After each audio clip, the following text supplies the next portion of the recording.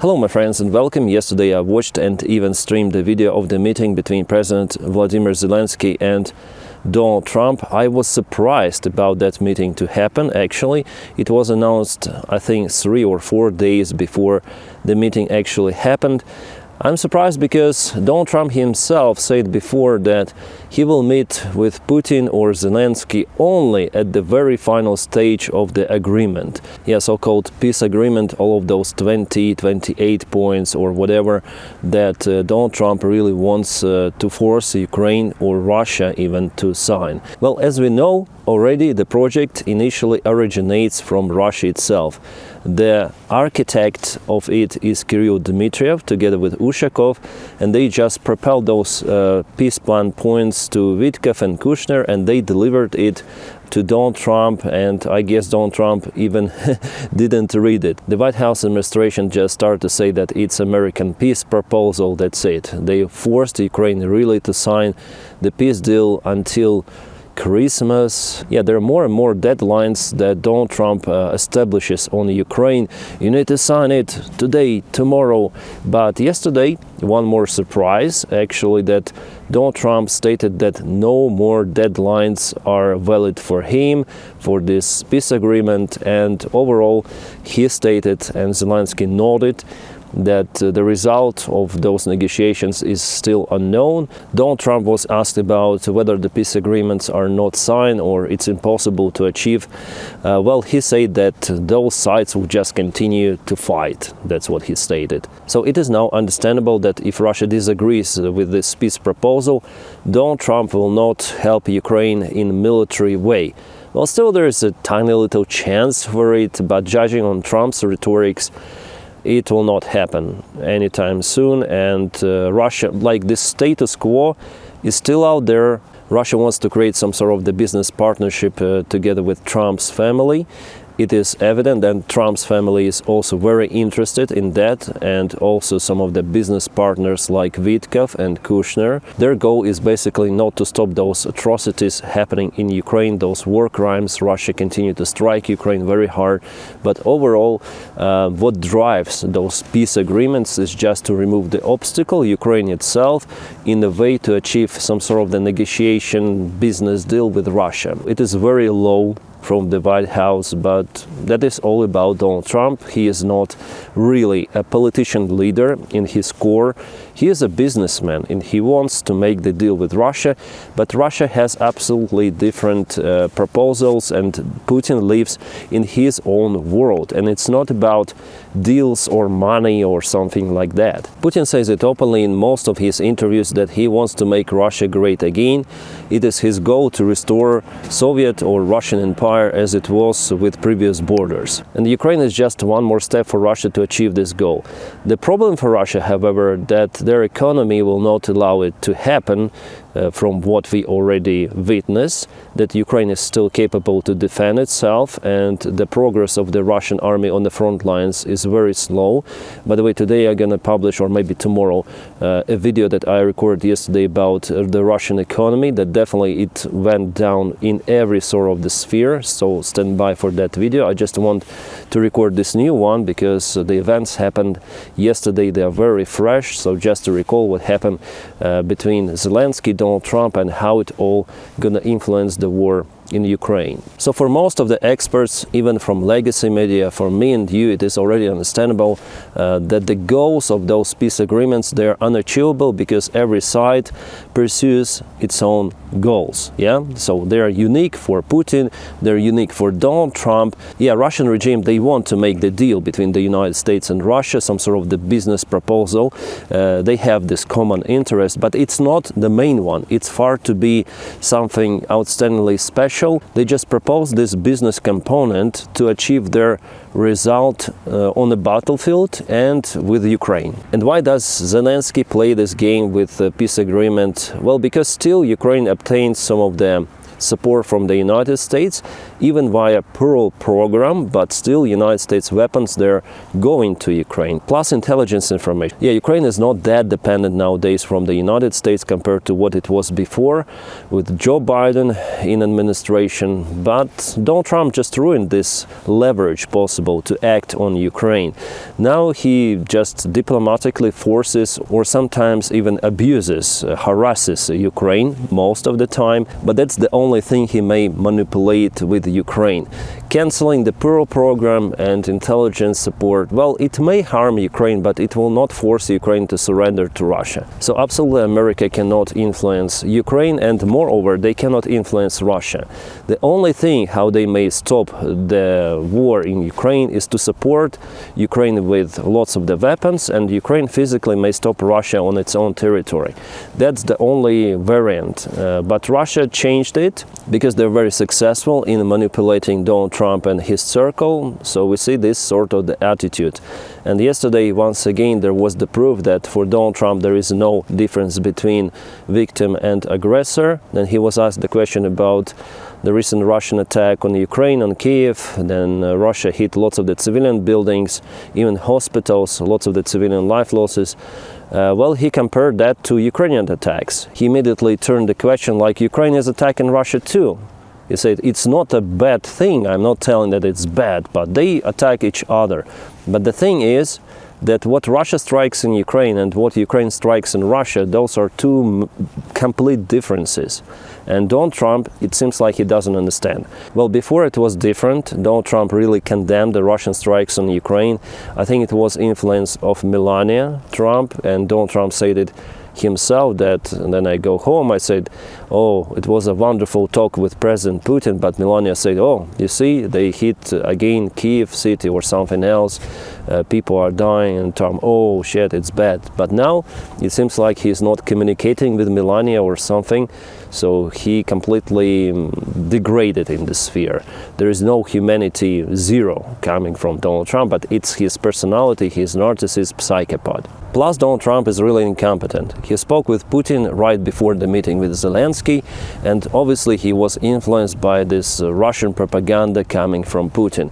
Donald Trump said that they spoke 2.5 hours. Russian side said 1 hour and 15 minutes, so 75 minutes. I don't know whom to trust, but it seems like I trust here more to the Russian side, because they usually over-exaggerate the time they speak with Donald Trump. And it was evident how Trump responded on those questions from journalists that he was under this influence of Putin, because he even said that Putin wants peace, yes, he said it, and also Putin wants Ukraine to succeed. Zelensky couldn't handle that. Well, he was still calm, but he was smiling and the mimics showed that he really was surprised by that, and it really shows the attitude of absolutely everyone, I guess, including Zelensky, that everything of that is just bullshit. How can Putin wish Ukraine succeed or success if he continued to bomb Ukrainian cities with gliding bombs, with cruise missiles, hypersonic missiles, drones, and basically he started this war. He started this war for Ukraine to succeed, or what? So after almost 1 year of the Donald Trump's presidency, he still cannot understand what is happening. He doesn't have those advisors who really know the topic, and if someone convinces Donald Trump of something, for example Davydov or Putin, it will be kind of hard to change Trump's mind. So now it is mostly the Russian software that Putin recently updated with his call. And the call again happened before the meeting with Zelensky, exactly as the last time. Then Davydov said to Russia, you need to call Donald Trump right before the meeting with Zelensky, and that led to the cancellation of any sort of the talks, even about Tomahawk missiles. But as I mentioned you before, still there is the chance to get back to the talk again, but I give it just small percentage of the chance. I do not expect anything good from Donald Trump towards Ukraine and towards the free world by the time Donald Trump is the president. Also, one more thing that was uncovered for me yesterday during the meeting, that definitely there was the talk about possible referendum. So Zelensky commented on that he wants referendum to be conducted for Ukrainians to get this responsibility, I guess, for the future of Ukraine, and they're gonna discuss the peace plan in general. So not just the territorial concessions, but all of the points of the peace plan will be voted potentially on the referendum. So the intention is to conduct this referendum, but whether it's possible to do it, no one knows, because Trump, it is also understandable from their talk, Trump said that there will be no ceasefire. So Putin doesn't agree on the ceasefire even 60 days, and he told about it to Donald Trump, because Donald Trump said about it that no ceasefire. And if there is no ceasefire, the referendum is impossible to conduct. Under strikes, during the wartime, martial law, it's impossible simply. Moreover, I would say that this referendum is impossible according to Ukrainian constitution, and I've told about it in one of my recent videos, that all of the questions about sovereignty, territorial integrity, they cannot be voted by people even. They're robust, they're in constitution, that's it. To change it, you need to change the constitution. To change the constitution, you need majority of the votes from the parliament, not just the simple majority, but overwhelming majority, like I remember 300 votes out of 400 with something members of parliament should vote for it. And to organize the change, you need to drop the martial law, which is impossible because it undermines Ukrainian security by the time there is a full-scale war. That's why the plan was to ceasefire for at least 60 days, to make this referendum for Ukrainian people to say no, and later on just to continue the war. Russians also say it like that Ukraine just is looking for a break to create new defense lines, to reorganize the army for defense, to mobilize more people, and then people vote no, Ukraine may be more robust in defense. And for this reason, Putin will not stop the war or ceasefire. Moreover, 3 days ago, he mentioned that any sort of the peace agreement for now, it has no meaning for Russia. Or how he said its translation from Russian, that the meaning of the ceasefire is heading towards zero, something like that. It's close to zero, so they will reach their goals in a military way. Well, good luck with that. We see how Russia occupies Pokrovsk and Mirnograd for more than a year already, and just for the recent few months they are more or less successful there. But it took them how many losses, how much time, and they want to take Donbass, the most fortified area, just like that. It will again take them years potentially to do it. So Ukraine will not give those territories just like that, especially with the current ratio of the Russian losses. Then Russia loses at least 8 times more people compared to Ukraine. Usually it's 1 to 3, so 1 Ukrainian soldier versus 3 of the Russians, because they're attacking. But now with those stupid even infiltration attacks and mid-wave attacks, obviously Russia loses way more because Ukraine mostly uses drones. So people are asking whether something new happened. I wouldn't say so. Just some minor news about this new Trump's attitude towards Russian and Ukrainian strikes. He basically equalizes those. Some of the details also about potential referendum, that Russia is not willing to ceasefire, so referendum is not possible for now, even though I think Zelensky wants it to be conducted, but it's illegal according to Ukrainian constitution. And that's pretty much it. Maybe Trump once again confirms that he's been influenced deeply by Russia. Definitely there is Russian propaganda spread by Donald Trump. All the time he speaks about Russian-Ukrainian war. It's very terrible. Yeah, no one expected United States of America to fall that low, to spread this disinformation and sugarcoat the aggressor state. No meaning of the good, no meaning of bad, just pure greediness, profit. That's all about Donald Trump.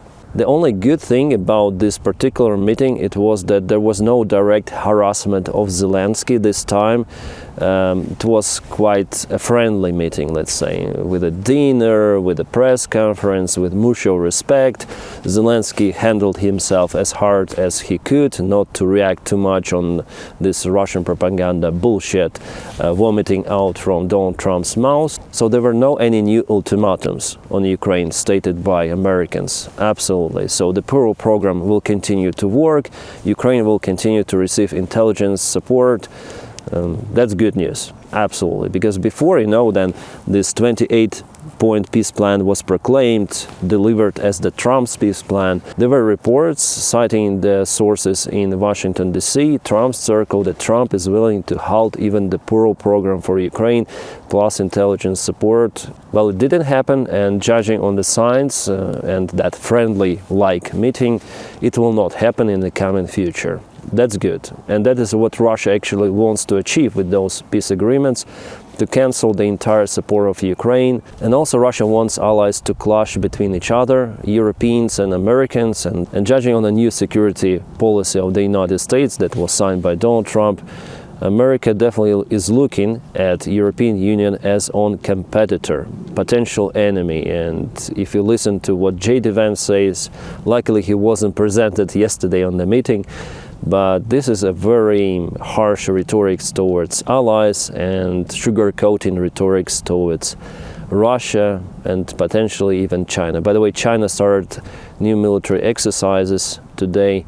I'm going to review it in my today's update about Ukraine and situation in the world, as I usually do. But here, those videos are just for me to speak about a particular topic, like for example, yesterday it was the meeting between Zelensky and Donald Trump. Also the good sign about the meeting that there was the conversation later on between Zelensky, Trump and European allies. Ukraine still has the backup from European partners, most of them. And even the military-industrial complex of some of the countries, like for example United Kingdom, it starts to rise, to grow, and there are some of the news even about cruise missile that was designed especially for Ukraine. So potentially Ukraine may obtain some of the tool to hit not just Russian refineries but the infrastructural objects. People ask sometimes, what about the Kerch Bridge? Well, the Kerch Bridge is a problem, definitely. Russia uses it as the main supply artery to Crimea, and later on they may send their forces to the southern part of Ukraine, which is now being occupied. That's how they, for example, reinforce Zaporizhia direction. And Ukraine now doesn't have those robust tools to kaput that bridge, because that piece of construction is very heavy, it's huge, it's robust. And also one more factor that I think our allies are not supporting the idea to really grind down that bridge completely. There were multiple of the attempts done by Ukraine. The most recent one happened, I think, this year in the beginning. It was a drone boat or drone submarine, I don't remember. But that kaboom, it just partially damaged one of the columns. So Ukraine needs potentially something bigger. And this new cruise missile that our partners or allies, I may call, from the United Kingdom design, it may carry up to 200 kilograms of the payload. That's 2 times bigger than in FP2 drone. And this cruise missile is very fast, it's nimble, unlike Flamingo. We understand that Flamingo has the ratio of success just 20%.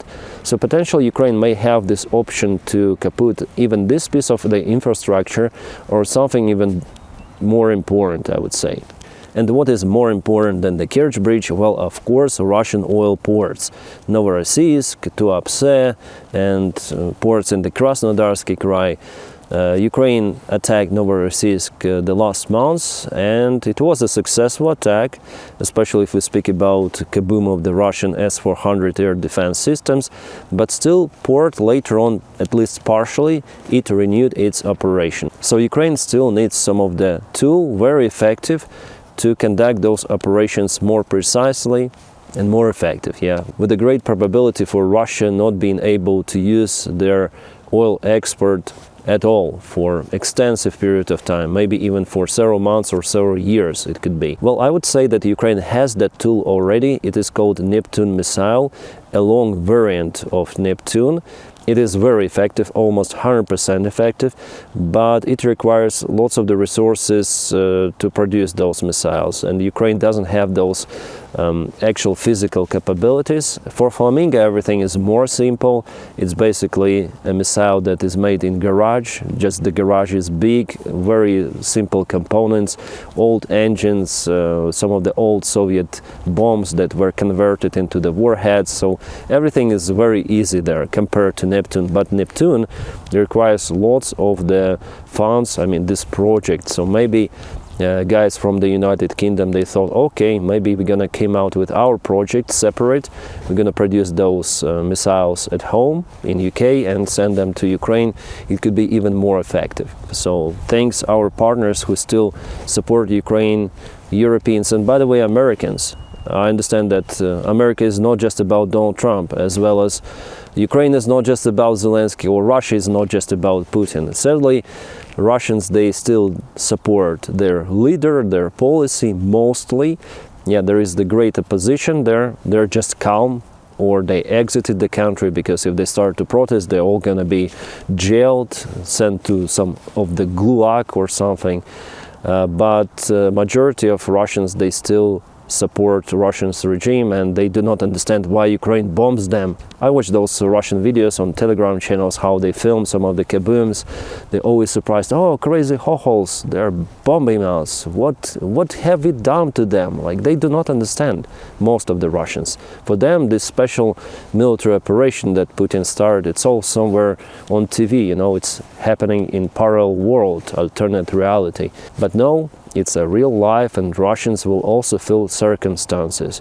And sometimes I also have the question, what's my attitude then? Some of the Ukrainian drones or missiles hit even Russian civilian infrastructure. Well, my response is always that it's not the target, not the primary target of Ukrainian drones or missiles. Ukraine never aims towards civilian buildings. Ukraine targets Russian refineries, military bases, and so on.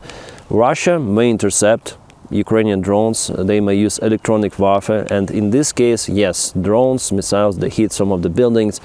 Also, maybe sometimes it's miscalculation of Ukraine, then the drone flies very low and hits some of the very tall building. It happens, but who started it? Russia. It's the war.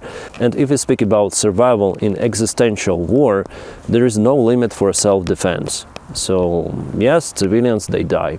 Mostly they die in Ukraine, sometimes in Russia. But for most of the Russians, this logic doesn't work.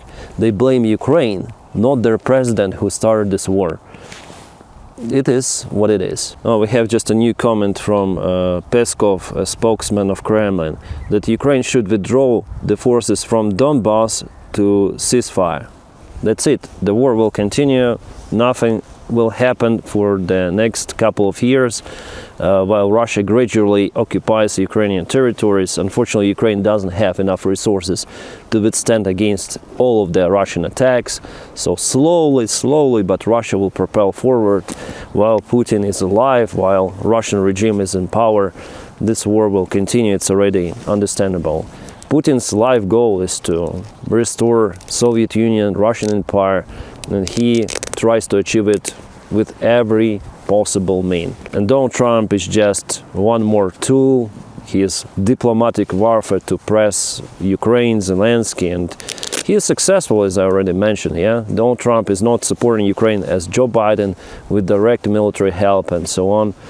So for Ukraine, it's harder. Yeah, it's harder this year than previous one, and we'll see how it may go for situation on the front lines in the coming years. I'm saying about years, I'm sure about it, guys. And there is also the plan of Russians to escalate even further. They may start some of the provocation in Baltic states, but that's the topic of another video. Well, I guess that's it for this video. Thanks so much for watching.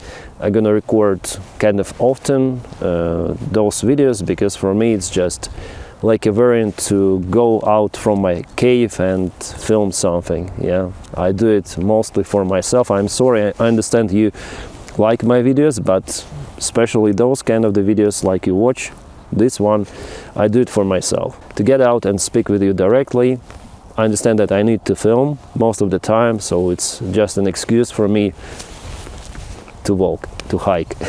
And guys, if you want to support my job, you're very welcome to do it. The link for my Patreon page is in the video description right below, or you may join membership if you watch me on YouTube, or if on Spotify, you may subscribe for the channel. If you don't have this opportunity to support me in that way, just like this video and subscribe to boost in algorithms. Thank you so much for doing it as well. You're awesome. Stay awesome. Ciao.